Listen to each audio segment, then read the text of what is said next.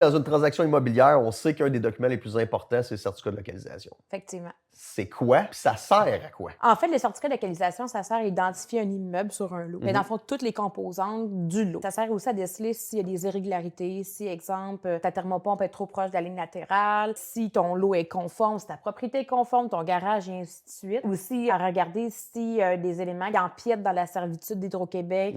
Ça peut être une servitude de passage, plein de choses comme ça. Faut pas oublier les zones inondables, les zones d'érosion. Il y a aussi la mention si c'est un patrimoine culturel, si c'est en zonage agricole. Il y a beaucoup d'éléments dans le certificat de Ben localisation. du stock important. Puis pour vendre une maison, il faut qu'il soit à jour, il faut qu'il ait moins de 10 ans. Il faut que ton numéro de lot soit à jour aussi parce qu'il y a une rénovation cadastrale qui a été faite sur plusieurs années dans les 15-20 dernières années. Donc, c'est toujours bon d'en avoir un à jour quand vous voulez vendre votre propriété. Puis combien ça coûte, ce document-là? Ça dépend.